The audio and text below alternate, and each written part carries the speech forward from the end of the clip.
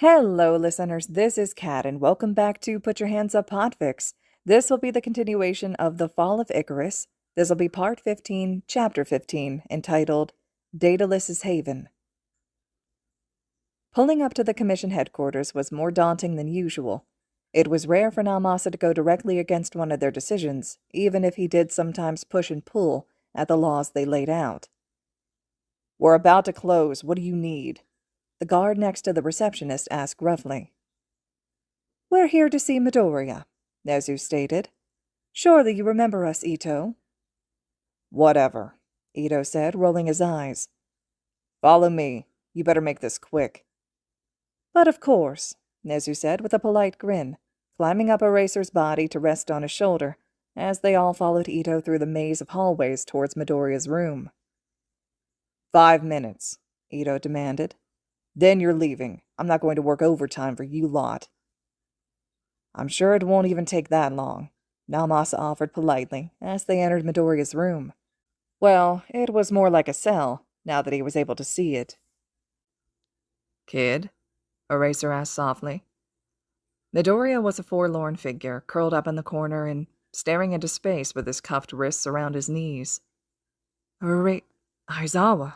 the kid asked, looking up as his vision cleared. "Hey, kid," Eraser said, kneeling in front of Midoriya. "I brought Detective Nalmasa with me, as well as Hisashi and Nezu." Midoriya blinked as he looked around at the group. "I think they drugged me with something to make me more compliant," he whispered. "True," Nalmasa said with a grimace. He turned back towards the door, but it was closed. What the hell have they been doing to the kid? "I think you would call it torture, but they call it asking a few questions," Midoriya offered. Nalmasa cursed as he knelt in front of the boy. "Midoriya, do you remember me?" "I think we've met too many times now for me to forget you, Detective." Midoriya laughed. "Shut up, I'm not loopy." Nalmasa blinked at Midoriya's change in conversation, then looked to the others to see none of them were surprised. Was this what they'd meant by Midoriya being able to talk to the past holders? "Is there a chance that the vestiges can leave you alone for this conversation, kid?" Eraser asked. "We need to record it, and if they have you responding, it could mess with getting you cleared." "Oh." Midoriya blinked up at them. "Sorry, 1 second." Midoriya's vision grew hazy again, and he went completely silent, almost seeming as if he'd passed out with his eyes open. "Okay, sorry. I might still be a little off, but the vestiges said they'll wait until the recording's over to interject," Midoriya said, vision slowly clearing again. "Thank you," Eraser offered.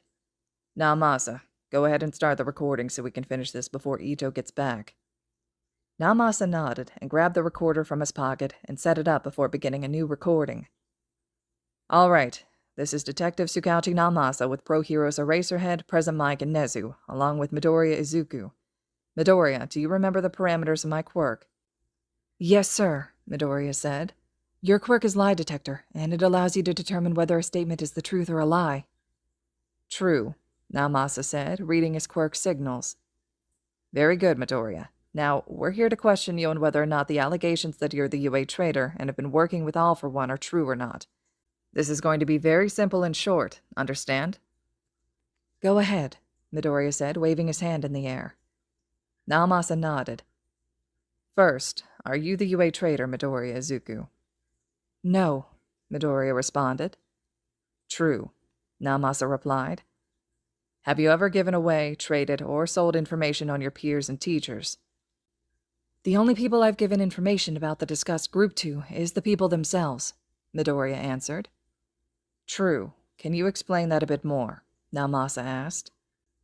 "I like to analyze quirks. I have just over a dozen notebooks on the topic and will sometimes give my analyses to the people I write them on so they can improve their quirk use. Sometimes they'll ask me to show my analyses to other people, but they always come with me and it's only at their request," Midoriya explained. "True. And you've never given or shown these notebooks to anyone besides the people you write them on or who they ask you to?" Nalmasa asked. "Correct," Midoriya replied. "True. Who have you been asked to show your analyses to?" Nalmasa asked. "Only Hatsume Mei and Eraserhead," Midoriya said, looking at his teacher for a moment. True. Have you ever written an analysis for a villain, criminal, or shady figure? Naomasa asked. I've written analyses on villains, but I've never shown any of my analyses to anyone besides UA students, Midoriya explained. True, Naomasa said with a nod. All right, have you ever worked with or for All for One? No, Midoriya answered. True, Naomasa said. All right, that's all we need from you, Midoriya. Thank you.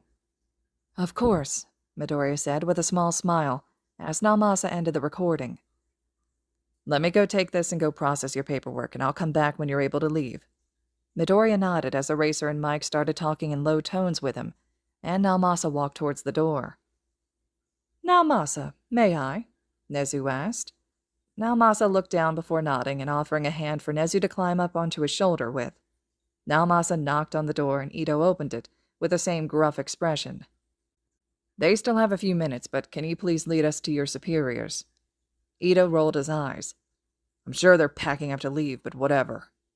Naomasa nodded in thanks as Ito began leading them deeper into the building until they came to the president's office. Ito knocked on the door, and a voice called from within, so he opened it and gestured them inside. Nezu, Detective Naomasa, Madam President greeted, sitting at her desk. How may I help you gentlemen tonight? We have proof that Midoriya is not the traitor, and would like him released immediately, Naomasa stated, holding up the recorder. Madam President frowned at them. Are you 100% certain of this? She asked. Are you certain you want this boy back in your school, Nezu? The child has done nothing but be an exemplary student since the beginning, Nezu said. Midoriya never should have been arrested in the first place, and we would like him back in our care immediately. Madam President sighed. Show me your proof, then, if you choose to be so stubborn. Naomasa barely held back from rolling his eyes at the woman as he started the recorder and let it play.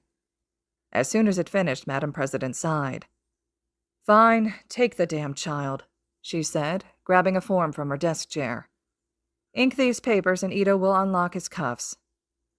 Gladly, Naomasa said, a bit of his anger dripping into his voice as he grabbed the form and pen and quickly filled out the paper. Now get out of my building, Madam President said, waving her hand. Ito! Ito opened the door and peeked in. Yes, Madam President. Go release the boy to these men, Madam President hissed. We must restart our investigation. No need, Nezu chirped. We'll have the traitor in your custody by the week's end. Madam President rolled her eyes and waved them off again. Whatever. Naomasa smirked as Ito grumbled the whole way back to Midoriya's cell. Your 5 minutes were up 10 minutes ago, he said as they finally approached Midoriya's door. Yes, well, Nezu said, fur bristling. As soon as you release the boy, we can all go home. Whatever, Ito grumbled, unlocking the door. Midoriya, get over here. Eraser and Yamada stood with the child and led him over to them. Midoriya was stumbling his entire walk over, and Eraser had to steady him by grabbing his arm. Ito grabbed the ring of the keys off of his belt and grumpily unlocked Midoriya's cuffs before hooking them and the keys onto his belt. Get out of here, Ito said. Gladly, Eraser snapped, clearly not having the patience that Nezu and Naomasa were trying to portray. Let's get you home, kiddo, Mike offered kindly. Okay, Midoriya whispered. He winced and had to use Aizawa as a crutch as they left the room, which made Naomasa question just what exactly they had done to this poor child. Naomasa sighed as they followed down the hallways they'd originally come through, finally leaving the HPSC headquarters and getting Midoriya free.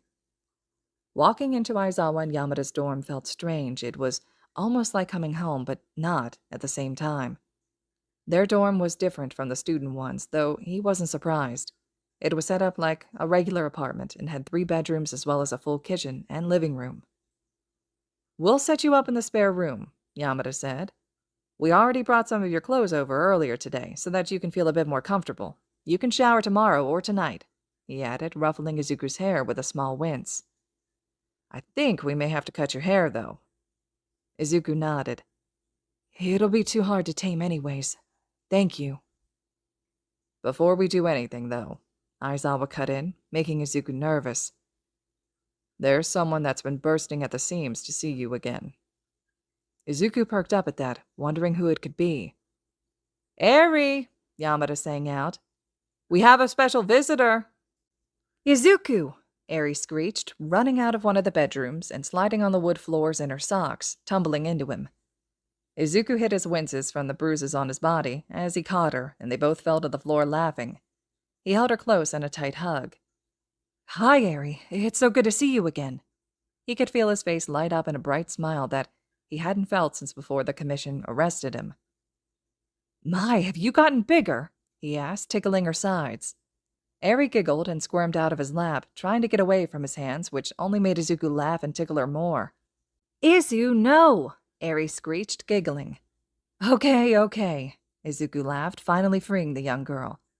"But seriously, it seems as if you've grown so much. Are you taller than me now?" he asked, putting his hand up to his chest and mocking offense. He noticed in his peripheral vision that Aizawa and Yamada were quietly sneaking into the kitchen, presumably to come up with dinner. "I have gotten bigger. Since my last visit to Recovery Girl, I grew 5 whole inches, Eri cheered. "Well, up you get," Izuku said, standing and holding a hand out. "Let's see just how tall you are now." Eri giggled again as she stood up so that they could compare their heights. She was still shorter than him, but she had indeed grown so that now she reached up to his chest. He wouldn't be surprised if she came up to his collarbones in the next couple months. "Well, not quite taller than me yet, but who knows?" Izuku asked, poking her cheek. "My family runs short, so I wouldn't be surprised if you ended up taller than me soon enough." Eri laughed and poked his stomach, and he flinched, not managing to hide it in time. "Oh, I'm sorry. I didn't mean to hurt you, Izu." "Everything all right in here?" Aizawa asked, quickly walking back over to them. Izuku waved him off with a hand over his stomach. "I'm fine. Eri just accidentally touched a sore spot." He turned back to Eri, who was chewing on her lip nervously. "Don't worry about it, Eri. Seriously, I'm totally fine." "Okay," Eri whispered. Izuku sighed and reached forward to pull the young girl into another tight hug. "See, I'm fine enough to hug you, and—" He picked Eri up and swung her around so she was upside down and giggling. "I can still pick you up and play." "Midoriya, we still haven't checked you for injuries. You shouldn't be straining yourself," Aizawa sighed. Izuku looked over with a smile. "How many times do I have to express that I'm fine, Aizawa?" "You admitted that they drugged you, and it's clear that you at least have extensive bruising if a poke from a child as small as Eri aggravated you that much," Aizawa countered. "Recovery Girl is on her way, so why don't you two just watch a movie until she gets here?" "Oh!" Eri screeched, wiggling again until Izuku set her upright on the floor. "Can we watch the Ashitaka movie?" she asked, screaming the name, just like in the movie. "Princess Mononoke?" Izuku asked. "Do you guys have it?" he asked Aizawa. "Of course we have it," Aizawa huffed. "We have all of Miyazaki's movies," Yamada called out from the kitchen. Izuku laughed. "I guess I shouldn't be surprised." "I'll set it up," Aizawa offered, moving to do so. "Why don't you go change into some comfortable clothes? We put your stuff in that bedroom," he explained, pointing towards the bedroom that was furthest from the entry door. "Eri, do you want to go grab some blankets?" "Yeah," Eri said, running back towards her room. Izuku sighed as he walked towards his new room and closed the door behind him. There was a pile of folded clothes on the bed that he recognized, so he quickly undressed and changed into sweats and a t-shirt without bothering to look at his body and trying to not pay attention to how much it hurt to lift his arms. Maybe he shouldn't have picked Eri up. He sighed as he left his new room and headed back out to the living room. "I got the really soft green blanket you got me, Izu," Eri called, waving him over. "It's my favorite, but you can use it tonight." Izuku chuckled as he sat next to the girl. "Thank you, Eri, but how about I just use it for the movie so you can still sleep with it?" "Okay," Eri said, nodding determined. "I put the remote on the side table," Aizawa called, now back in the kitchen. "Thank you," Izuku called back, reaching over for it, this time hiding the winces from his pain. He pressed play on the movie, and Eri cuddled into his side gently as they settled in to watch the movie together.